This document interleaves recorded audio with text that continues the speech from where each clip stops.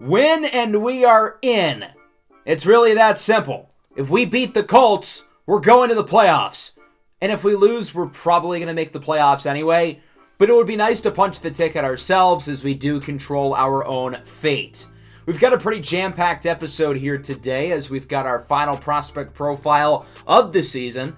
We're also going to go through our studs and duds for season number 3 at the end of today's episode.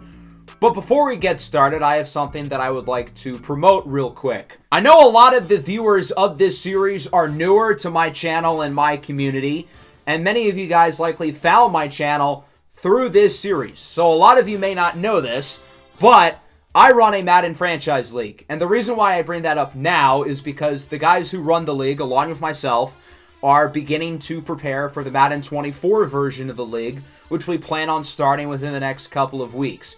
This is not your traditional Madden league where you have people playing against each other on the game head-to-head.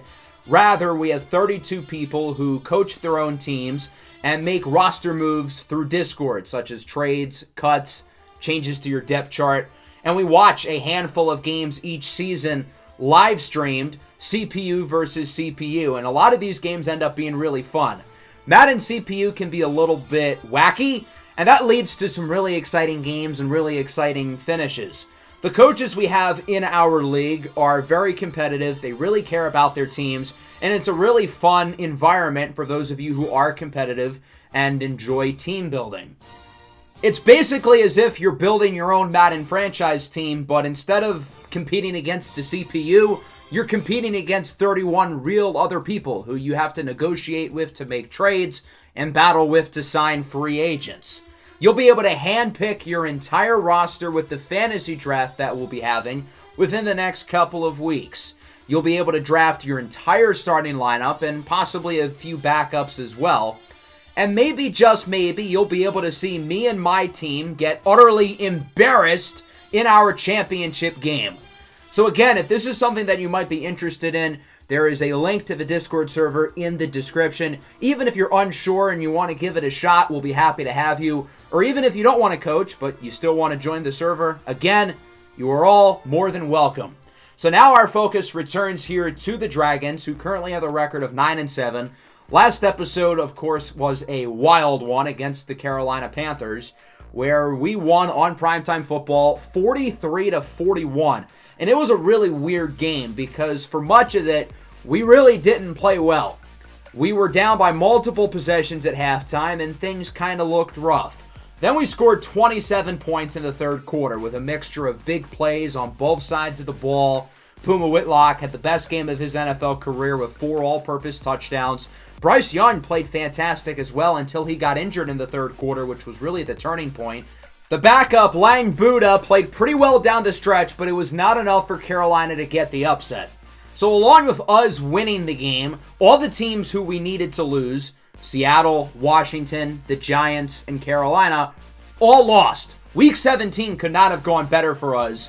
And even though we have not officially clinched the playoffs, I think we are basically in. We're a game ahead of Seattle, and in terms of tiebreakers, we split the head-to-head season series. If Seattle wins their last game, we'll have the same in-conference record.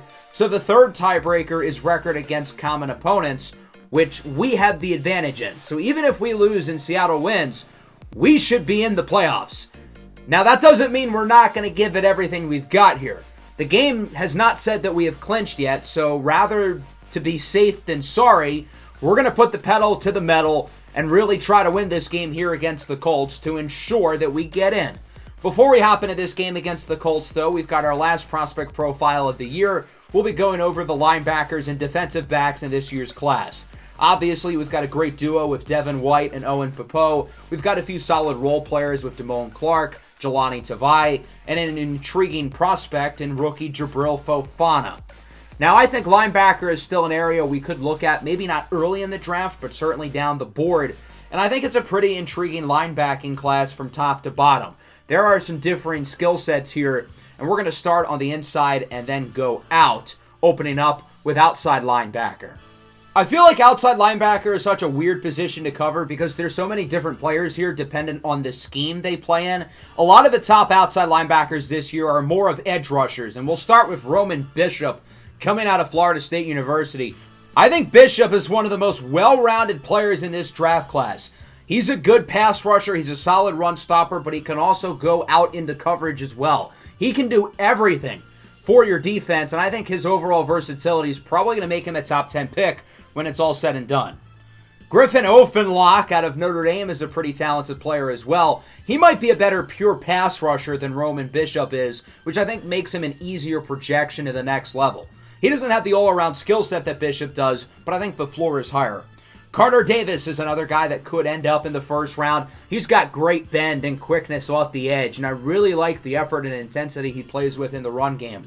At right outside linebacker, Jabbar Julian out of Wisconsin's a pretty intriguing player as well. I think he's a little bit raw, but the physical tools are definitely there. This is another guy with great quickness and bend off the edge, and I think some team is really going to fall in love with the traits that he brings to the table to be picked in the first round. Of the top projected outside linebackers, Bobcat Charleston is probably the only one who can play on and off the ball at a high level, and I think his versatility will really intrigue teams. He's a very good run stopper, solid in coverage as well. In terms of some guys to watch out for down the board, Roosevelt Meadows is talented, so is Benedict Del Fritz. I would look at Yaya Uzoma, though, out of UCF. Really, really good pass rusher. He's probably going to be more of a defensive end in a 4-3 scheme, and I think he's got the size and strength to do it at over 260 pounds. Some day 3 guys to watch out for include Ty Jackson, Dragon Slayer. I like Alan Givens the second as well. And then at right outside linebacker, Nicolo Mazzetti, Saul Tanpepper, Casey Marbury, all very talented. Zantrez Miller, though, out of Alabama, might be the most intriguing guy here. Really, really good run defender. I think the pass rushing upside is there. He's not a good cover player at all, though. You're going to want to have him primarily on the ball. Let's move inside now. These guys are all off-ball linebackers, and we'll start with Vernon Rudisell out of Clemson, who's projected to go in the top 5. He'd be the first off-ball linebacker picked in the top 5 since our very own Devin White. Rudisell has great athleticism, great instincts and coverage. He moves so freely, and I think that's because of the quickness and twitch he brings. Solid in the run game as well, and I think his all-around skill set's going to make him a great player. There are some solid linebackers here in the day 2 range. I really like Chip Links out of the University of Miami. He's not an overly consistent cover player, although the flashes are there, the ball skills are there. I like what he brings to the run game, though. Really good tackler, really good leader, high-character kid with the Hurricanes. Some other day 2 guys include Finley Harrison from Northern Illinois, Lake Holloman from UConn, Bryce Boston out of Washington, and even on day 3, Kai Kabaka from UCLA is intriguing. So is Jeremiah Clark-Davis out of LSU. Let's move over to corner and safety now. I think the secondary certainly has some talented players. Jeff Okuda and Cam Lucifer very well could be the outside corner duo of the future. And young guys like Demore Diggins and Ronrakis Barber, I think, have a big future here. And even Eric Stokes, he's a good player too. At safety, Darnell Savage and Jordan Whitehead are both good. They're both on the last years of their contracts, though. We drafted Samasoni Saluni in the second round this year out of USC, but we may need another safety. I think the talent we have at corner is pretty good, and safety as well, but it wouldn't hurt to improve this area of the team, especially with the pass defense being a little bit inconsistent at times. We'll start with corner. Not as good of a cornerback class as last year, although that doesn't say much. Last year's cornerback class was absolutely elite. Nobody in that class went in the top 10, though. I think Isaiah Youngblood out of North Carolina not only will be a top 10 pick, but maybe a top 5 pick.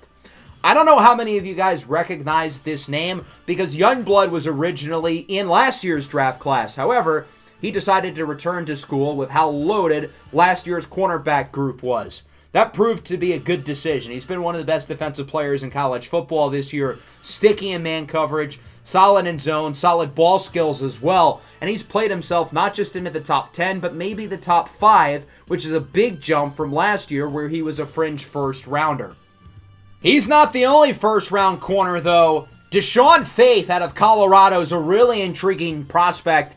He has some of the best ball skills I've really ever seen for a corner in a very long time. His ability to track the football, make plays on it is really impressive. Second in the FBS this year in interceptions with 8. And he's a really solid cover player as well. He's a little bit undersized, though, under 6 foot, less than 200 pounds. Kamari Banks II out of Oklahoma State. I think he has a little bit more upside than Faith because of his athletic profile. 6'2", 210 pounds, long arms. He's quick, he's athletic, not as consistent in coverage, nor does he quite have the ball skills. I think Xavier Proctor out of Florida is in the same boat in the sense that he's a little bit raw, but the tools are really good, maybe even more enticing than Banks' physical tools. You see the flashes in coverage. Look at him here against Miami last year, running the route for that receiver. And that wide receiver number 4 is no slouch. His name is Arturo Modelo. I'm not sure if you guys have heard of him, but I hear he's pretty good. Another corner who I think could play himself into the first round is Corbin Sheffield out of Oklahoma. A white cornerback in the first round in this economy? Yes, Corbin Sheffield's got a chance to do it. 6 foot, 200 pounds. I think he's a pretty well-rounded prospect. He's good in man, good in zone, physical at the line of scrimmage. I think all 5 of these guys have a chance to go in round 1. I don't think all 5 of them will, but they're all really talented. Darius El Hadid out of Memphis is also really talented. The one guy who had more interceptions this year than Colorado's Deshaun Faith. El Hadid picked off 10 passes for the Memphis Tigers this year. 4-year starter with the program. Now, he's 24 years old. He's pretty old for a prospect, but he's also really, really good. The floor with him is high. You're getting an immediate NFL contributor. In terms of some of these other day 2 prospects, I think Cavante McBride out of Alabama is the name to watch. He's a little bit inconsistent in coverage, but another super toolsy player with a lot of upside who I think teams are going to like. There are some intriguing corners here on day 3 as well. A team like the Dragons may look to add some more depth and some guys who could eventually be gems, even as far down the board as one of these projected undrafted players like Connor Miller Sr. out of Wisconsin. I think he's a pretty good player. Let's move over to safety now. Really good safety class. One of the strongest position groups this year. And the top projected safety is Pip Smalling out of Oklahoma State. The Cowboys are likely to have 2 defensive backs go in the first round, and I think Pip Smallings is one of the best safety prospects we've had enter the NFL in quite some time. This guy's ability to cover space at such a high level is really impressive. He's got great ball skills and great instincts in coverage.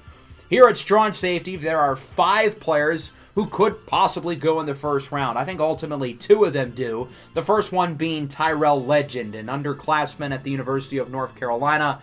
We may very well see 2 Tar Heel defensive backs go in the first round as well this year. Legend's a super versatile player, jack of all trades, master of none.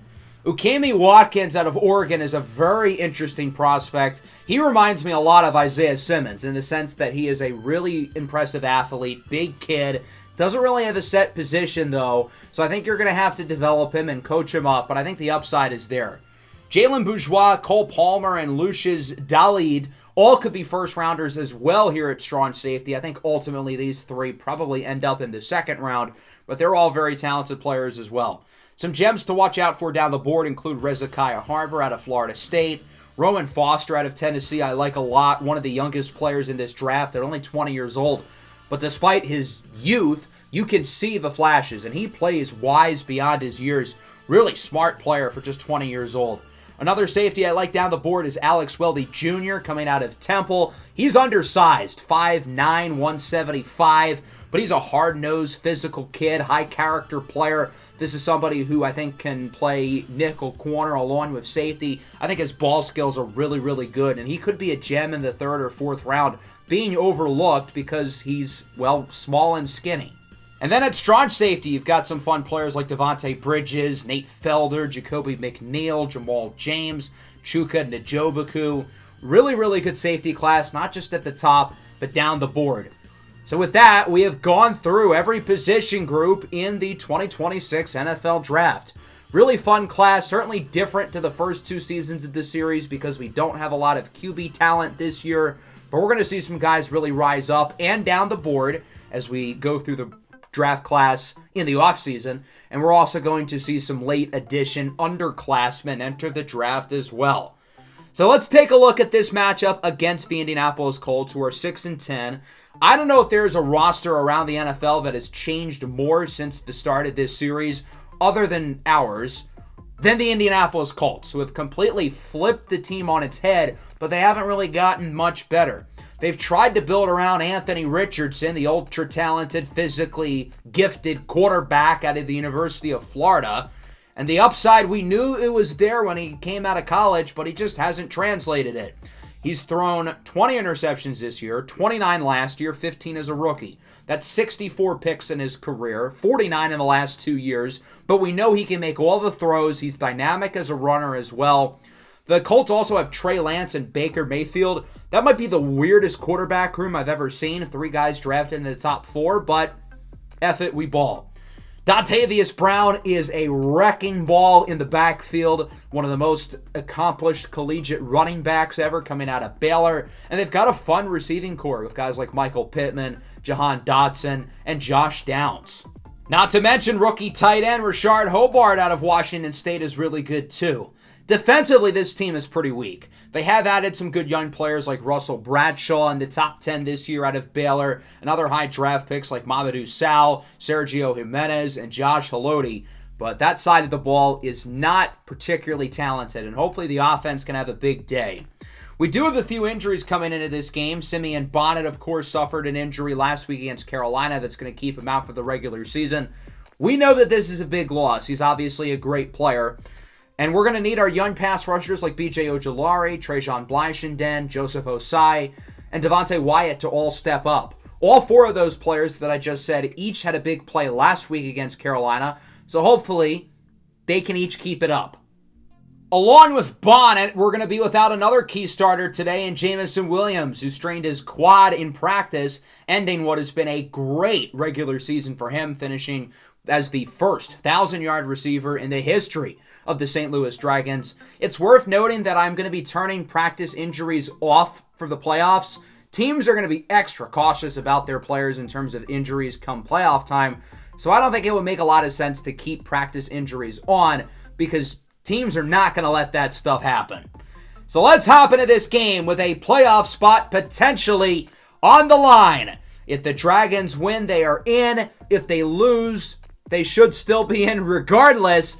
But we don't want to take the chance. We want to punch our ticket for sure and officially clinch a playoff spot for the first time in this series. It's kind of weird because really throughout the entire season, we were on the outside of the playoff bracket up until last week when for the first time we were the 7th seed. And now we are virtually a lock to make it unless we get some EA Sports cheese, which I guess isn't impossible because this game is not the brightest, but hopefully it doesn't come down to that. Dragons start with the ball, 2nd and 5. Here's Puma Whitlock under pressure, rolls out to the left, and he is sacked. Josh Haloti, the second-year defensive tackle out of the University of Texas, brings him down. On 3rd down, it's a screen for Arturo Modelo with blocks. He does not quite get the first down. The Dragons felt pretty good about that play call because the skill position players on this team are phenomenal blockers. I really haven't talked about that much during the year, but those guys really put it on the line for their teammates. Colts with the ball now. Richardson connects with Josh Downs, who breaks a tackle and gets 23 yards. Nice play there by Josh Downs, the 3rd-year wide receiver out of the University of North Carolina. 2nd and 9 now. Richardson looks to throw it. Under pressure, goes short. It's caught by Isaiah Ivey, the rookie running back out of Texas A&M. He brings it to the 39-yard line. Ivey's carved out a role on this team despite being drafted late last year, and he looks like he's going to be a solid complement for this guy, Dontavius Brown.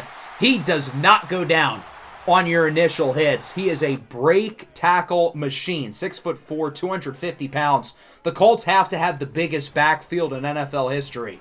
Richardson fires for Michael Pittman Jr. He's in for a touchdown. Richardson goes 6 for 6 on the opening drive, and the Colts look really good early on both sides of the ball. It's early, but that's not a good start. 3rd and 7 now for the Dragons, looking to get a conversion here. Puma's first read isn't open. He goes short instead for Modelo, who does not get the first down. Again, just shy of the marker. Kenny Moore, the veteran corner, brings him down, and the Dragons would decide to punt it again. Colts back with it, looking to potentially add to their lead, is on 1st down. Richardson's under pressure. He is sacked by Khalil Mack. The sack attack from the red, white, and black with his team leading 7th sack of the year. Mack missed the game last week against Carolina. Good to have him back. He's going to have to anchor the pass rush now with Simeon Bonnet out. Short throw for Dontavius Brown on 3rd and 14. He gets 7, wrapped up by Devin White. Anthony Richardson, 8 of 8 with 88 yards so far. That's a lot of 8s. Speaking of, it's now 3rd and 8 for the Dragons. Halfback slip screen for DeAndre Swift, and he finally gets the Dragons' first down of the game. I wish it took less than 8 minutes, but here we are. Now another 3rd and 8. How many 8s are we going to get? Puma looking downfield for number 8, Arturo Modelo, and it's incomplete. That was Puma Whitlock's 8th throw of the day. So the Colts are going to get it back. Their defense has been brilliant so far. Richardson looking downfield. He fires for Michael Pittman. That was a rough coverage rep by the rookie Cam Lucifer II, who's been really steady and reliable in coverage, but that play, not so much. First down now nearing midfield. Richardson finds rushing room, and he will run for a first down. The Colts haven't even tried to run the ball. They keep throwing it, and it keeps working. Anthony Richardson still has not thrown an incompletion. For a guy who's inaccurate, that's impressive. His first incompletion finally comes here, and it's off of a drop. Michael Pittman had that right in his hands, and he doesn't come down with it. On second down, Pittman's wide open. Pittman brings it possibly into the end zone. I don't think he was in. Regardless, that play was busted from the beginning. Who was supposed to cover Michael Pittman? That was just abysmal coverage. The officials are going to review it. It does not look like Michael Pittman was in the end zone, so this play will be reversed, and the Colts will have it brought back to the 1. First and goal, Richardson hands it off to the big man, Dontavius Brown. He's in for a touchdown. It has been all Colts in the first quarter. They lead it 14-0. The Dragons do not look good on either side of the ball. They've got to wake up. Puma fires downfield for his tight end, Isaiah Likely. That's a good end to the first quarter. Maybe the Dragons can build off of that, as so far it's been a disastrous start. 2nd and 4 now, past midfield finally. Puma and Darwin Juskins in the backfield. Juskins with the handoff, has plenty of rushing room, and he gets the first down. Good run by Darwin Juskins to keep the chains moving. And now finally the offense appears to have a little rhythm. Right as I say that, Puma is sacked. Mamadou Sow, the second-year linebacker out of the University of Miami, brings him down. 3rd and 15. Puma fires up the middle for Griffin Weaver III, who brings it to the 25. All of these receivers are going to get an increased amount of snaps with no Jamison Williams today. Weaver in specific. There's Arturo Modelo up the middle to the 2, making it a 1st and goal. Nice catch there by the rookie Modelo, who has been on fire over the last 6 weeks. He's been one of the best players on the roster. 3rd and goal, DeAndre Swift punches it in for a touchdown. The Dragons, as we know, not a good short yardage team, but they do punch it in here with Swift and are finally on the board. It's now 14-7. 3rd and 5, Richardson's pass is caught. Isaiah Ivey with the first down. Owen Popo tried to play the ball there. He missed rather than playing for the receiver, and his risk ultimately backfires. 3rd and 3 now. Richardson avoids the sack from Mack, but is brought down and fumbles it, and it's picked up by the defense. Khalil Mack with the recovery. That was B.J. Ojulari with the fumble force. Ojulari continuing to be a difference maker. He had the big scoop and score last week against Carolina. The Dragons would slowly but surely march it down the field. Good first down run by Swift. Now on 2nd and goal, under a minute left in the half. It's a pitch to the outside. Swift is in for a touchdown. His 2nd of the ball game, and the Dragons tie it up. St. Louis did not look good early, but they have responded in the 2nd quarter with a couple of big drives, really running the ball well here, especially off of the big turnover created by B.J. Ojulari, who has played very well since being acquired at the trade deadline. Colts looking to do some damage, but Richardson is sacked on 3rd down. That's B.J. Ojulari again bringing him down.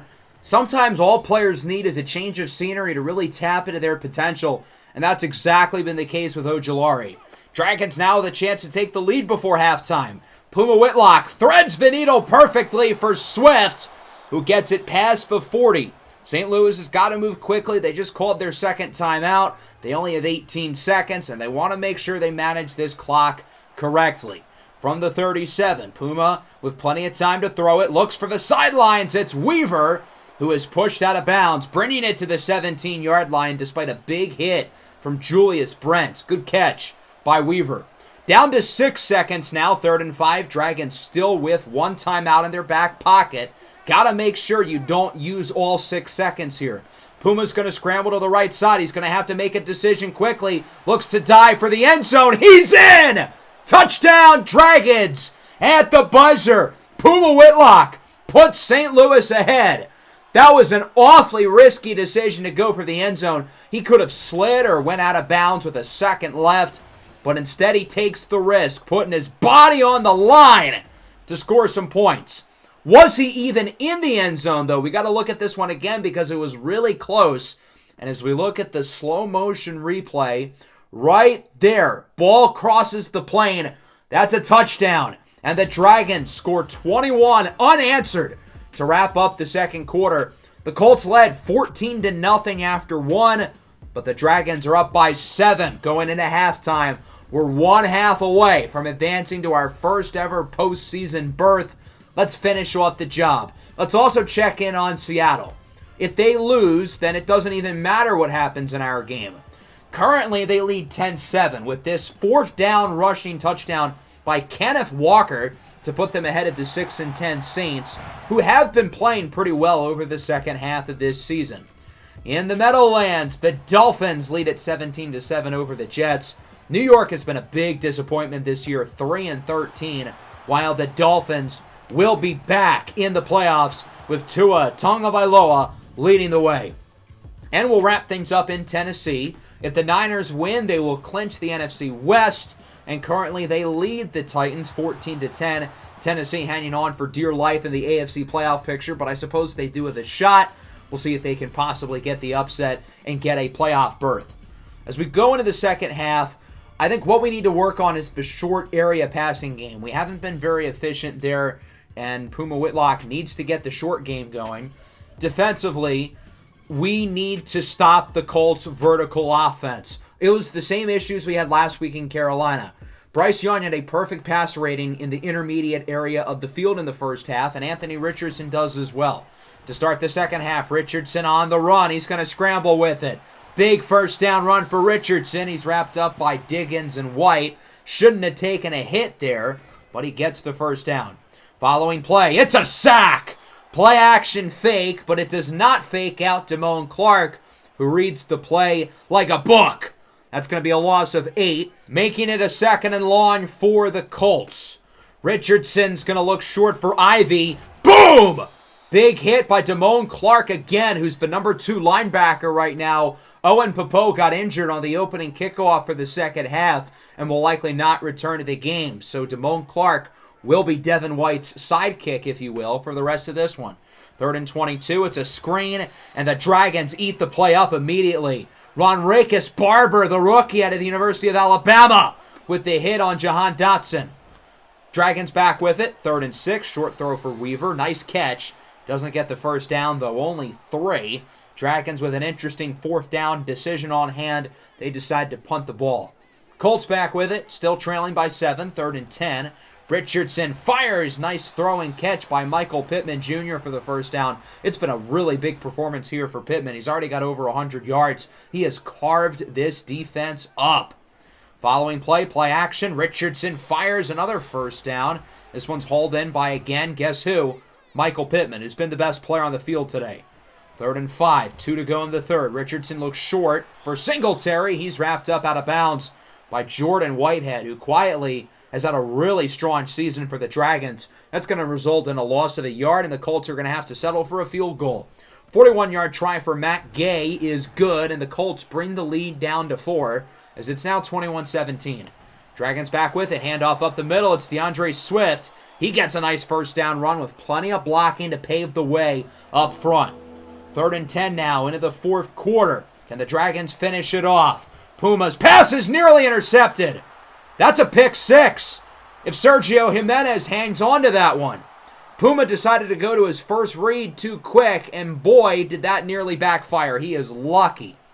Dragons are going to punt it on 4th down, and it's a damn good one. What a punt by Presley Harvin down at the 8. So the Colts get it back on offense with an opportunity to potentially take the lead.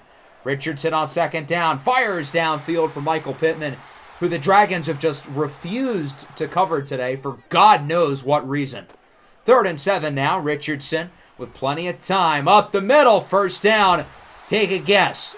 Michael Pittman makes the play. The Dragons have had a number of defenders try to cover him. They haven't really given much of an effort, though. 2nd down. Another big play in the backfield by Damone Clark. His 3rd tackle for loss of the game, really replacing Owen Popo and doing it at a high level. He has stepped up with the big injury. So that's a loss of 6. Now 3rd and 12. Richardson under pressure, incomplete. That's Trajan Blyshenden in the backfield with the hit. So the Colts on 4th down will likely punt the ball away. I feel like it's too early to go for it. You're too far back from the first down marker. I think this is the right decision. Would have been a little bit better if you didn't shank the kick, but it is inside the 20, so it's not a total fail. Down at the 18. The Dragons offense returns, looking to finish this game off, chew some clock, and punch their ticket into the playoffs. First down, Puma under pressure, fires downfield for the rookie, Arturo Modelo, who brings it to the 44-yard line. Modelo with another very solid performance here to end the season. Following play, Darwin Juskins with blocks. Gets room from Green and brings it to the 41. Juskins only has 5 carries, but he's averaging over 8 a pop today. He's been really good. On 2nd down, Likely's wide open, gets the first down, and has the ball ripped out of his hands, and it's picked up by the Colts. Jimenez with the recovery. Isaiah Likely's knee never hit the ground during or after the play, so that's about as obvious as a fumble as you'll find. Isaiah Likely's had a few mental errors recently. Obviously, the dropped Hail Mary earlier in the year, and now that fumble. On 1st down, Richardson sacked by Devontae Wyatt, who injures himself. Great. 3rd and 17 now after the big sack. Richardson goes for the screen for Singletary, and the Dragons read the play up immediately. He's wrapped up by Devin White and friends, and the Colts are going to have to punt. Big stop by the defense, who struggled early, but they've only allowed 3 points since the first quarter. Tornado Davis, the rookie, on the return, and the Dragons will start at the 37. Let's see if Puma Whitlock and the offense can finish off the job for good. They've got 3.5 minutes of time to kill. On 3rd and 6, Puma escapes pressure. He's going to run for it, and he's going to get it. Massive first down run for Puma Whitlock, who brings it to the 45. Escaping pressure like it's nothing. 2nd and 4, Juskins outruns the defender, gets a first down, and is wrapped up at the 26. Another big run by Darwin Juskins, who is having himself a game. Now at the 2-minute warning, Dragons looking to finish it off for good. It's Swift this time with blocks. Gets another first down, bringing it to the 10. The offense moving it with ease, and the Colts are now out of timeouts. 3rd and goal from the 2. Puma's going to look to throw it. Under pressure, rolls out to the left side, hoping somebody gets open. And he fires! It's Griffin Weaver with the touchdown! Will that be the dagger? Weaver with just his 2nd score of the season. The Dragons celebrating in the end zone. They lead by 2 scores. They can just taste it. Big throw by Puma Whitlock under pressure, scrambling, waiting until somebody gets open, and he sees that Griffin Weaver has a little slimmer of space to catch the ball. Weaver's had a busy day. That's his 8th reception of the afternoon. Colts hoping for a miracle. There's a nice throw up the middle, caught by Rashard Hobart for a first down as Ojulari's hurt. That's not good. Now Ojulari's not going to have to go to the locker room, so it's not a serious injury. Thank the Lord. Richardson on 3rd down misfires. Solid coverage by the rookie Barber, who's had a pretty rough day out there, but solid rup on that play. 4th and 6, game on the line. Richardson looks for the sidelines. It's a first down for Hobart, flipped on his side by Okuda, but the game stays alive. 3rd and 10 now from the 41. Richardson looks to throw it under pressure, and it is incomplete as he misfires. Good coverage there by Whitehead. 4th and 10 now. The Colts are going to bring the field goal team out. Interesting decision. It's a 59-yarder. I feel like the probability of converting is higher than it is kicking nearly a 60-yarder. But Matt Gay is one of the better kickers in the league, and he drills it from nearly 60 yards out. So the deficit is down to 8. Touchdown and a 2-point conversion ties it. Colts are going to need to get the onside, though. And it's scooped up by Michael Gallup, who's going to dive to the ground. This game is over. The St. Louis Dragons are going to the playoffs.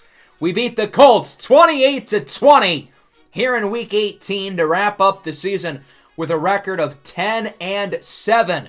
A 3-game winning streak as well to finish out the regular season. And we're going to the postseason for the first time ever. This game was not pretty at all. The offense did nothing for 3 quarters. Other than the second quarter, the offense was pretty bad. The defense was inconsistent throughout, but we only allowed 6 points after the first quarter, despite the fact that we couldn't cover Michael Pittman at all. I thought Anthony Richardson was pretty good, especially early in the game. He was brilliant, but then he started to miss a lot of throws in the second half. As for Puma Whitlock, I think he had his worst game of the year, which doesn't really say much. He hasn't really had a bad game, but he wasn't all that good today, albeit his receivers were kind of bad. They dropped a ton of passes. On the ground, DeAndre Swift and Darwin Juskins were very effective. Griffin Weaver with a big game, 8 for 66 in the game-winning touchdown. Arturo Modelo played well too. Not quite as well as Michael Pittman, though. He was a one-man wrecking crew for the Colts. Look at the drops, though. 2 for Keon, who didn't catch a pass. 2 for Weaver, 1 for Modelo, 1 for Swift. That's 6 drops. That's too many. I thought the offensive line was solid. Defensively, Damone Clark played really well. B.J. Ojulari played really well. The secondary was a little shaky. Our rookies, Cam Lucifer and Ronrakis Barber, both had pretty rough games. As for Owen Popo, he dislocated his hip. And then Devontae Wyatt tore his abdominal. That's 2 pretty key losses on defense. Obviously, Popo in particular. So we're going to see more Damone Clark. We might see a little bit of Jabril Fofana, the rookie out of Nebraska. And obviously, Devin White's going to have to step up his load as well. Pause. So before we simulate and find out who we're going to play against in the playoffs, we're going to go through our studs and duds of the year for Season 3. I'm not doing a full recap or breakdown of the roster here. I'm only going to be going over the guys who we nominated for the awards or punishments. It was really hard to narrow it down to 3 for our studs of the year and 3 for our duds of the year. I asked you guys who you believed that they should be in the last episode, and I've taken some of your input, and I've narrowed it down. Our first stud of the year candidate will be wide receiver Jameson Williams. After watching the receivers today against the Colts, I think it's very clear that we missed J-Mo out on the field. For a guy who wasn't really steady or reliable in Detroit, that's exactly what he's been with us. He didn't score until like week 6, but after that he became a touchdown machine, leading the team in receiving touchdowns. He also didn't really have any bad games other than week 3 against the Saints, and that was the game that Puma Whitlock got hurt, and the entire offense was really bad. Obviously, we love the vertical ability that Jameson Williams brings to the offense, but on screens and stuff and short yardage plays, I think he was his most effective there.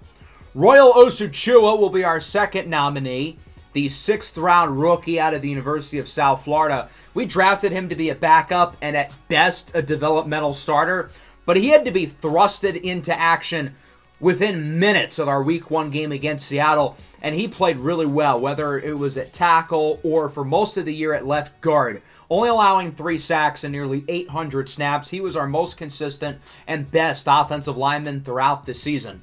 Then on defense, I was down to 2 here. Jeff Okudah or Jordan Whitehead in the secondary. Okudah's been a little shaky these last couple of games, so because of that, we're going to give Whitehead the edge. He's been really solid this year, 3rd on the team in tackles, making plays in the backfield, 9 TFLs, a sack and a half, 3 interceptions, and a fumble force. He's been really solid. He doesn't allow big plays. He's active in the backfield, and he's forced turnovers. I think it's safe to say he's going to be making more than $7 million next year as he looks for an extension.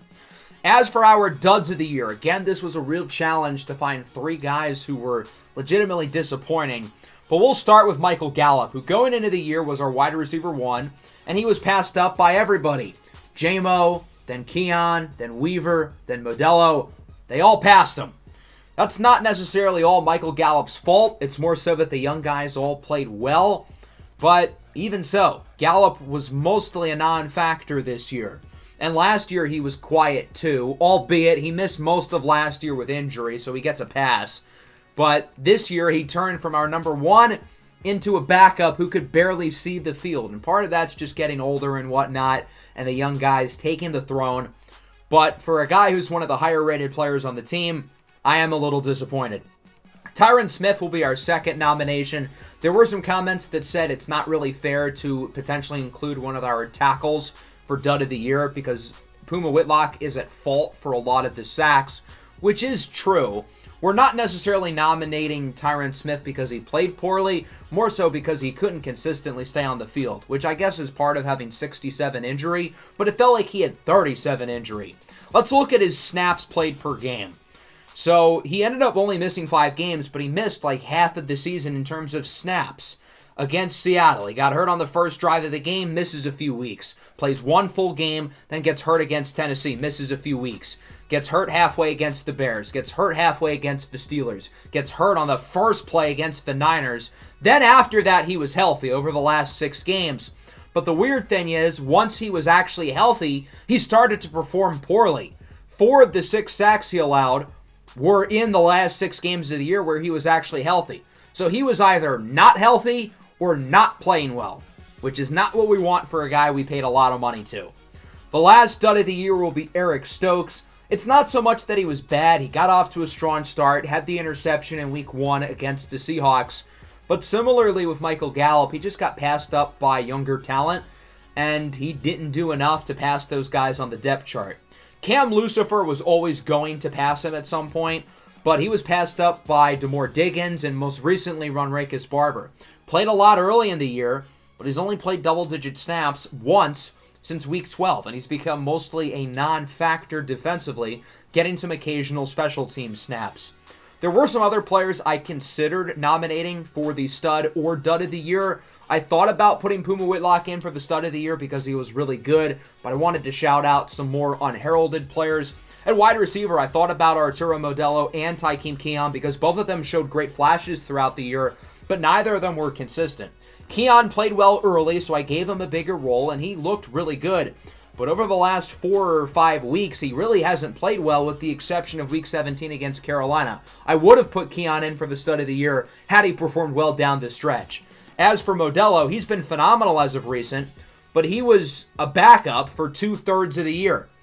He gets thrusted into the starting lineup and plays great. The fact that he got nearly 900 yards as a backup for most of the year is ridiculous, but he was only good for like 6 games, which is why I decided not to nominate him.